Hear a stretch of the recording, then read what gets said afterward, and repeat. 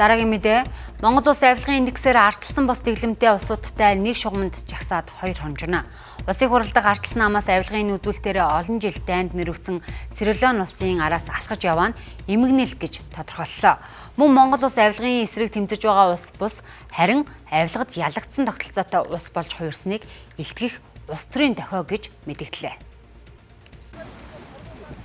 Түүхэн үзүүлэлтийг харуул 2014 онд Монгол улс 180 улсаас 94 дугаар байр, 2015 онд 72 дугаар байртууд дэвшиж байсан бол 2016 оноос хойш 10 жилийн хугацаанд индекс тасралтгүй уналтанд орж өнөөдөр 124 дугаар байранд хүрч нийтдээ 52 байраар ухраад байна.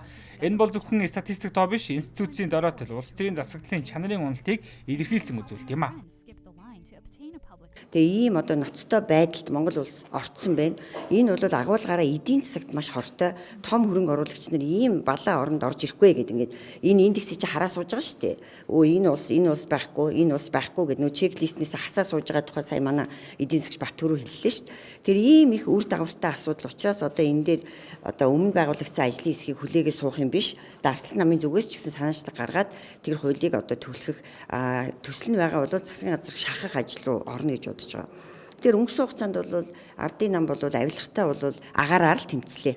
Агаараар тэр нөгөө салхин тэрэмтэй тэмцэж байгаа юм шиг л тэмцлээ шүү дээ. Түүнээс биш яг ачир дээрээ тогтоосон хэрэгүүдээ хүртэл шийдэж чадахгүй л өнөөдөр хүрсэн байна.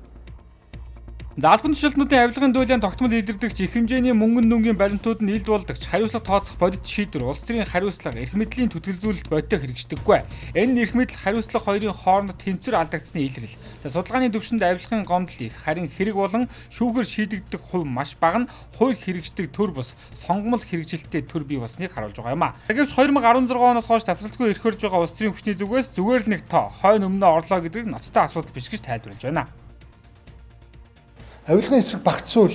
За нөгөө нууц давж байгаа саяных шиг ингэж хулгай хийдэг, энд холбогддог асуудлыг тасан зогсоох зорилгоор хаврын чуулганаар төрийн болон албаны нууцын тухай хуулийн шинжилсэн найруулга, төрийн нууцын жагсаалтын тухай хуулийг өргөн барьж энэ цаашид албаны нууц гэдэг нэрээр тодорхой мэдээлэл үйл ажиллагааг нууцладаг байдлыг тасан зогсооно. Тэр 10 байр юу гэдэг чинь зөвхөн боторхон оноогоор юм уу эсвэл юугаар ингээд нааш цаашаа хөдлөөд байгаа. Бид нар бүр ингээд 30 40 50 байраар урагшлуулъя гэвэл шууд хамгийн ихний ээлжинд иргэний хуулиа өөрчилж хувийн эрх зүйн салбараа шинжилгээс эхэлнэ.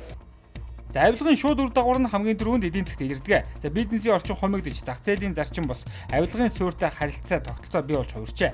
За авилгын индексээр ухсаар байх нь хөрөнгө оруулалтыг үргэж, дунд давхаргыг судруулдаг ноцтой нөлөөтэй.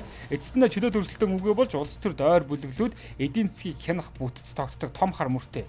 За иймээс авилгын индексийн уналт бол шалтгаан биш, харин үр дагавар. За жинхэнэ өөрчлөлт нь зөвхөн хууль баталгаас бус улс төрийн соёл, хариуцлагын тогтолцоо, мөн эрх мэдэл тавих хяналтыг зэрэг шинжилгээс эхлэн гэж улс төр судлаачид тайлбарлаж байна. Мөн тэд Монгол улс авилгалаа тэмцэж байгаа улс биш, харин авилгад дасан зохицсон тогтолцоотой улс хэвээр үлдэх эрсдэл ирчээ авсныг санууллаа.